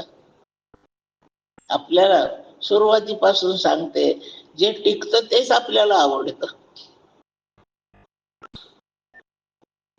आणि हे सगळं विनाशी, याची काही काळजी करायची नाही, याची आवड हौस ठेवायची नाही. याला आपलं मतलब साधेपर्यंत वापरायचं आहे. फक्त जे आपल्या कामापुरतंच वापरायचं आहे, नंतर त्यातलं डोकं काढूनच घ्यायचं. अशा करता ओळखीचा शब्द प्रयोग यूज अँड थ्रो. तो कप वापरायचा, चहा पिऊन झाला की फेकला, त्याचं काही प्रेम नाही. हे शरीर अगदी असंच यूज अँड थ्रो आहे. या नरसनूने आपण परमात्मा रूप आहे एवढं समजावून घेतल्या, काय या शरीराची किंमत आहे, काय गरज आहे? तो फेकून देण्याचाही पेला आपण काही 5-2 रुपयात आणलाच आहे, तरी फेकून द्यायचं आहे. बरं, मला वाटतं ज्याने त्याचं नाव यूज अँड थ्रो ठेवलं ना, त्याला PhD द्यायला पाहिजे. काय योग्य नाव निवडलंय त्यांनी. आणि मला दृष्टांत म्हणून सापडला, हे शरीर यूज अँड थ्रो. तो पेलाही पैसे देऊन आणावा लागलाय, हे शरीरही पुण्य खर्चून आणावं लागलंय, आणि तरी फेकून द्यायचंय. काम झालं, कशाला पसारा? ती पाण्याची बाटली विकत घेतात प्रवासात लोक, पाणी संपलं की बाटली फेकून देतात. वाईट नाही वाटत त्याच. ज्याप्रमाणे विचार करू आपण, आयुष्य वेदांतासाठी, परमार्थ करण्यासाठी वापरायचंय. एवढं फक्त मी विवेक सांगितला. हेच करणे, एवढं निवडायचं. याहून जेवढं वेगळं आहे ते हे साधण्याकरता आवश्यक म्हणून वापरायचं, बस. विवेक मग नुसत्या विवेकाने होतं का? होतं. कसं होतं? या विवेकातून वैराग्य निर्माण होतं. दुसरं साधन वैराग्य आहे. वैराग्य म्हणजे सगळं पाठीत भरायचं, उकिरड्यावर नेऊन टाकायचं, असा नाही त्याचा अर्थ. हे अनावश्यक आहे असा निर्णयच करायचा नाही, याची गरज. याचं थोडस ट्रेनिंग मी घेतलंय. अगदी पहिल्यांदा विमानाने प्रवास केला त्यावेळेस. मग ही एक साडी पाहिजे, ती एक पाहिजे, मग 10 तरी पाहिजे, मग हे ब्लँकेट पाहिजे, ते स्वेटर पाहिजे, मग जेवणाचा एवढा डबा पाहिजे, मग इतके लाडू नेले पाहिजे, एवढा चिवडा घेतला पाहिजे. हे एवढं मोठं सामान. गेले एअरपोर्टवर, त्यांनी मोजलं ते सामान, आणि 15 किलो पेक्षा जेवढं जास्त त्यांनी माझे लाडू फेकले, माझे 2-4 कपडे काढून फेकून दिले. आणि मला तेव्हा कळलं की अत्यंत गरजेचं जेवढं आहे तेवढंच माणसांनी ठेवावं, वापरावं. हे मला एअरपोर्टवर कळलं. आता हे कळण्यासाठी प्रवचनाचा हाल पुरेसा नाही का? इथे हे कळलं पाहिजे की नाही आपल्याला? हे इथेच कळून घ्यायचं. आपल्याला ते ज्ञान होईपर्यंत टिकायचंय. याच्यासाठी जेवढी गरज आहे ती किमान गरज भागवायची. गरजेसाठी सर्व करायचं, काही विचकायचं नाही, काही धाक नको. आणि जिथून हाऊस सुरू होते ते बंद करायचं, बस. हाऊस सुरू झाली की पापाला सुरुवात आहे. पापाला सुरुवात झाली की आपली परमार्थ करण्याची शक्ती संपून जाते. गरजेपुरतं करण्याने पाप नाही, लक्षात ठेवा. आणि गरज नसताना करणे, आपण परमार्थापासून दूर जातो. परमार्थापासून आपण दूर जाऊ नये, आपलं हित साधण्यापासून आपण वंचित राहू नये, यासाठी बाकीच्याची इच्छा, प्रेम हे सगळं बंद करता येणे, त्याच्या इच्छाही होऊ द्यायच्या नाही, झाल्या तर पूर्ण नाही होऊ द्यायच्या. आणि असं करून विषयांच्या भोगाबद्दल अशी भूमिका धारण करणे, याला वैराग्य नाव आहे. काही जणांचं वैराग्य अधिक तीव्र असेल, तो गरजेपुरतं ठेवीत नाही, देतो सोडून, त्यालाही अडचण नाही, सोडून दे. ज्याला तसं नाही सोडवत, त्यांनी त्याच्यातलं प्रेम काढून घ्यायचं, गरजेसाठी वापरायचं, प्रेम सोडायचं त्याच. याप्रमाणे वैराग्याचा विचार हे सगळं विवेकातून कळतं. हे सगळं नाशिवंत आहे असं एकदा पटलं म्हणजे याचं कोण प्रेम करेल मला सांगा. नाशिवंताचं प्रेम येतच नाही. ज्याचं प्रेम नाही ते माणूस सांभाळीत नाही. आईबापाचं प्रेम नाही ज्यांना, ते नाही आईबापाला सांभाळीत. ते कुठे रस्त्याने भटकतात, आईबाप नाही तर वृद्धाश्रमात टाकून दिले जातात. प्रेम असल्यापर्यंत सांभाळलं जातं. मग आपण हे सगळं विनाशी गोष्टी खूप गोळा केल्या, उरावर ओझ घेतलंय आपण.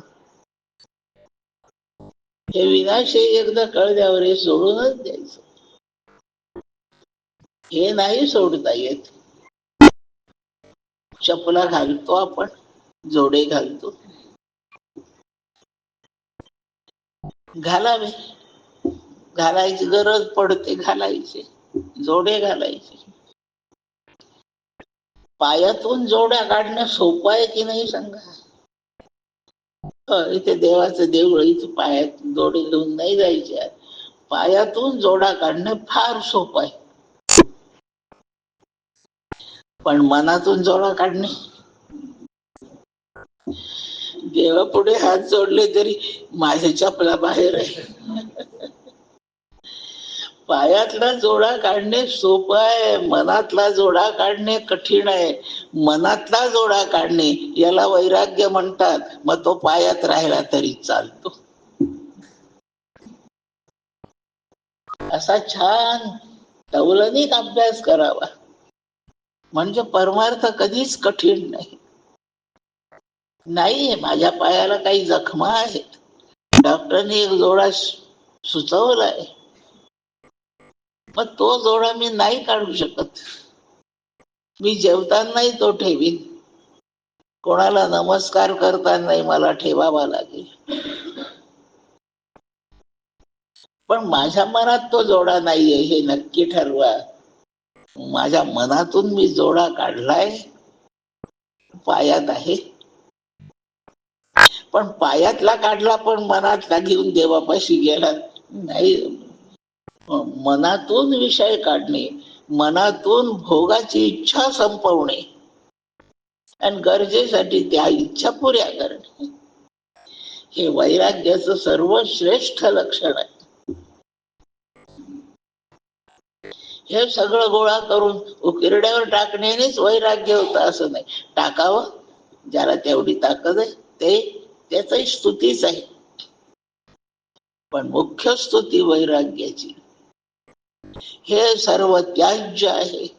हे मी माझ्याजवळ एवढी गरज भागवायसाठी ठेवलंय.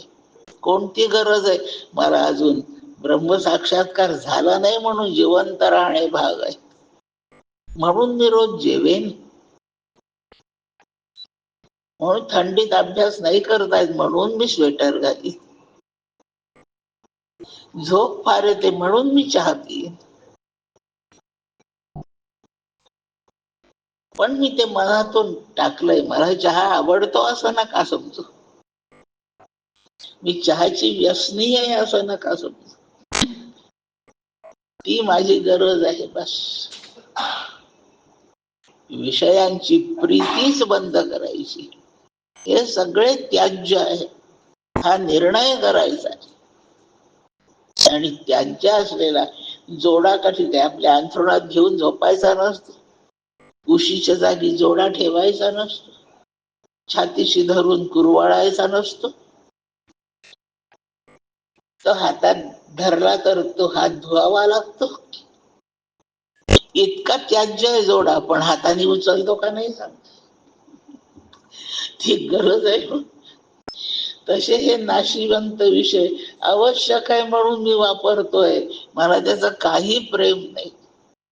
जसा जोडा उचलला की हातच धुवायचे, तसे विषय भोग झाले की मन धुवूनच टाकायचं. पाण्याने हात धुवा, जोडा उचललाय म्हणून. विचाराने भगवंताची प्रार्थना करून मन धुवावं, विषय उचललाय म्हणून. विषयांची प्रीती संपवणे हे सगळं त्याज्य, हे नाशिवंत आहे, हे टिकत नाही, हे रोज नासत चाललंय.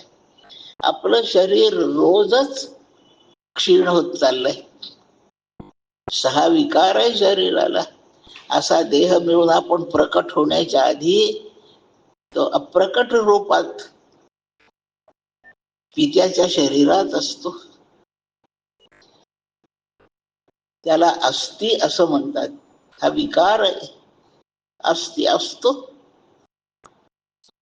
तिथून तो मातेच्या पोटात शिरतो आणि मातेच्या पोटातून देहरूप असं प्रकट होतो. आईच्या पोटातून देहरूपाने प्रकट होण्याला जन्मणे म्हणतात. पहिला विकार अस्थि आहे. विकार एवढ्यासाठी म्हणायचं की कायम नसतं, त्याला विकार म्हणतात. मग आता जन्मला, देह धारण करून प्रकट झाला, जन्मला.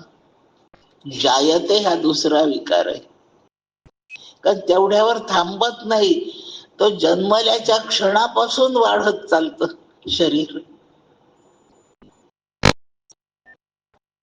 किती वाढत चाललं? 2च विती होत, फुटवरच होत. आता 7.5 फुटी झालं, वाढत. तिसरा विकार वर्धते.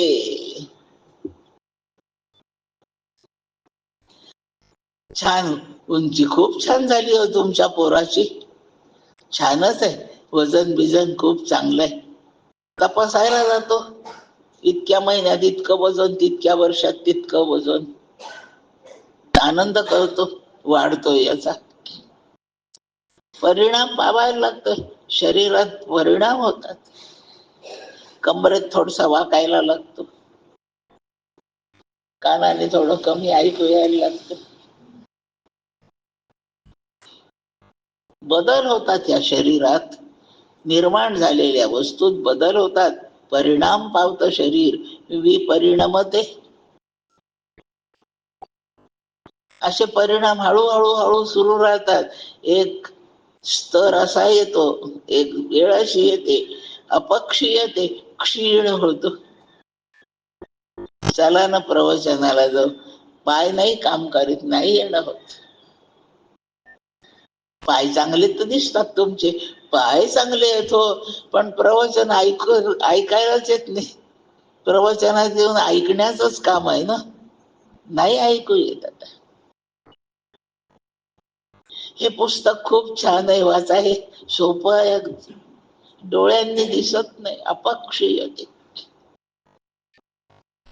5 पोळ्या खात होतो, आता अर्ध्या पोळीवर जेवण आलं, क्षीण झालं, अपक्षीयते.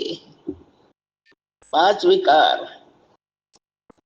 आणि तसाही टिकत नाही, नश्यती, एक दिवस संपत.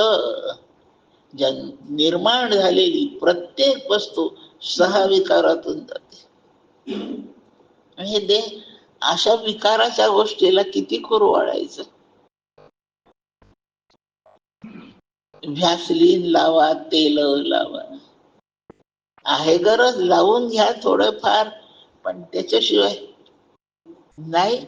आपलं शरीर शृंगारायची फार गरज वाटते, ते करीतच बसतो आपण, रोज करतो. ते किती करावं त्याचं गणित मांडून एकदा गणिताप्रमाणे चालावं. अपक्षीयते नश्यती. म्हणून या देहालाही गरजेसाठी सांभाळायचंय असं ठरवावं. त्याला कुरवाळीत नाही बसायचं, त्याचे लाड नाही होऊ द्यायचे. देहाविषयीचं वैराग्य याला म्हणतात. आणि त्याच्या भोगाच्या विषयांबद्दल आहे. माझं एकच वाक्य लक्षात धरा सगळेजण वैराग्यासाठी. गरजेपुरतं काय करायचं करा, आणि जिथे गरज नाही असं आपलं बुद्धी सांगेल आपल्याला ते बंद करायचं. आणि त्याची आठवणही नाही करायची. ते नाही मिळत म्हणून झुरायचं नाही, मिळवण्याची खटपट करायची नाही. कोणी दिलं तर घ्यायचं नाही. फुकटात आहे कोणी दिलं नाही घ्यायचं. विकतात तर नाहीच घ्यायचं, फुकटातलंही नाही. वैराग्य कुठपर्यंत? इह म्हणजे या लोकी सगळे विषयाबद्दल असं वैराग्य, आणि पर म्हणजे स्वर्गाधिकात इथल्यापेक्षा फार श्रेष्ठ प्रकारचे भोग स्वर्गात आहेत. इथे आयुष्य साधारणपणे जास्तीत जास्त 100 वर्षे आहे. स्वर्गात फार दीर्घ काळ आयुष्य आहे. मस्त मजा. आपल्याला इथे टीव्हीचं रिमोट तरी वापरावं लागतं, 50-50 हजार खर्चून आणावं लागतं. लाईन गेली म्हणजे टीव्ही बंदच. नो सिग्नल लिहूनच येते. कसंच करायचं असा आपला इथला टीव्ही. आणि मला नृत्याचा कार्यक्रम पाहायला खूप आवडतो. छान सुरू झाला आणि बंद पडलं मध्येच. असा टीव्ही स्वर्गातला कधीच बंद पडत नाही, सारखे नृत्य चालू आहेत. ड्युटीवर अप्सरा नेमलेल्याच आहेत. 7 ते 8 हिनी नाचायचं, 8 ते 9 तिन्ही नाचायचं. नाचणं सुरू, गायन सुरू, शास्त्रीय सुगम संगीत, जे पाहिजे ते संगीत चालू. हिंडायला मला फिरायला खूप आवडतं. मस्त उद्यान आहेत. झाड कधी वाळतच नाही, त्यांना फुलं नाही असं कधी होतच नाही. आपलं शरीरही दिव्य. सगळे आपण पितांबरधारी असतो तिथे स्वर्गामध्ये. उंची वस्त्र. जेवाय खायला कशाला वेळ घालवा, जेवायपर्यंत मग ते नृत्य नाही ना मग पाहता येत, तेवढ्या वेळ ते बंद पडेल. अमृतच आहे तिथे जेवायला, लवकर भूकाच नाही लागत. बसा मस्त अमृत प्या, म्हणून स्वयंपाक नाही करावा लागत. अमृत तयारच आहे. अन्न पाणी नाही भरावं लागत, बाजार करून गहू तांदूळ नाही आणावे लागत. असं इतकं सगळे इथल्यासारखेच भोग आहे, पण ते दिव्य आहेत. मग स्वर्गात जावं वाटतं, इथल्यापेक्षा ते छान आहे. नाही, त्याच्याही बद्दल तसाच वीट पाहिजे. क्षीणे पुण्ये मर्त्य लोकम विशंती. मुंबई छान म्हणून मुंबई मजा पाहायला मी अमरावतीहून आले. माझं नातेवाईक नाही, घर नाही, काय आले मुंबईमध्ये. मी किती दिवस मुंबईत राहू शकेन? पाकिटात पैसे तितकेच दिवस. पाकिटातले पैसे, माझी तिथे नोकरी नाहीये पैसे मिळवील असं. मला दुसरा कोणता तिथे धंदा नाही करता येत. नवीन पैसे मिळत नाही, असले संपले आहे. बॅक टू पॅव्हिलियन आहे का नाही? मी मुंबईत पाकिटात पैसे तोपर्यंतच राहू शकते. आपण केलेलं पुण्य शिल्लक आहे तोपर्यंत स्वर्गात राहता येतं. विसाची वेळ ठरली आहे तोपर्यंत अमेरिकेत, ते संपलं की बाहेर काढून देतात. तसे स्वर्गातून लोटून देतात. मग पुण्याची पाऊटी सरे, सवेची इंद्र पद ओसरे, मग येवो लागती माघारे मृत्यू लोका. एवढा मोठा देवांचा राजा इंद्र, तो सुद्धा मृत्यूलोकी आपल्या लोकात येऊन पडतो पुण्य संपल्याबरोबर. आयुष्य खूप आहे, पण एका ब्रह्मदेवाच्या आयुष्यामध्ये एका दिवसाच्या आयुष्यात, ब्रह्मदेवाच्या एका दिवसात दिहाचे 14 महेंद्र जाते. इंद्र 14 होतात ब्रह्मदेवाच्या एका दिवसात. तेही असंच क्षणभंगूर आहे. स्वर्गाबद्दलही अशी इच्छा नको. इथल्या नाशिवंत जगाबद्दल इच्छा नाही, तशी स्वर्गाधिकातल्याही बद्दल इच्छा नाही. हे सगळे अनित्य विनाशी, म्हणून याच्या प्रेमातून स्वतःला बाहेर काढणे, याचं नाव वैराग्य आहे. हे दुसरं साधन आहे साधन चतुष्टयातलं. पुढचे सोपे आहेत, उद्यापासून त्याचा विचार होईल. 4 साधने आपण पूर्ण शिकणार आहोत, आणि ही साधने पूर्ण झाल्यानंतरचा टप्पा साक्षात्कार आहे. त्याचाही थोडासा विचार करता येईल आपल्याला, तोही करू. या ठिकाणी वाणीला विराम देते. विवेक करा, हिताचं नित्य शाश्वत एवढं निवडायला शिकायचं. त्यातलं जे शाश्वत प्रकाराकडचं आहे ते स्वीकारायचं, आणि बाकीचा त्याग करायचा. त्याचं नाही प्रेम ठेवायचं. दुसरी गोष्ट, आत्मा अविनाशी आहे, आणि बाकी दिसणारे दृश्य जगातले सगळे पदार्थ विनाशी आहेत.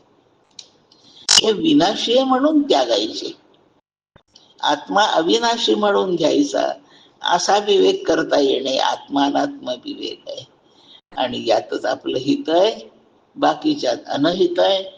तो सारा विचार 3 टप्प्यात विवेक पूर्ण करायचा. विवेक पक्का झाला की पुन्हा त्याची रिव्हिजन नाही करावी लागत. असा पक्का झालेला जो विवेक, त्याचंच नाव विचार होईल. आणि मग हे सगळे विचार आपल्याला उन्नतीला घेऊन जातील. पुंडलिक वरदा हरी विठ्ठल, श्री ज्ञानदेव तुकाराम, पंढरीनाथ महाराज की जय, माऊली ज्ञानेश्वर महाराज की जय. जय जय रघुवीर समर्थ. विठ्ठल विठ्ठल विठ्ठल विठ्ठल विठ्ठल. सद्गुरु समर्थ रामदास स्वामी महाराज.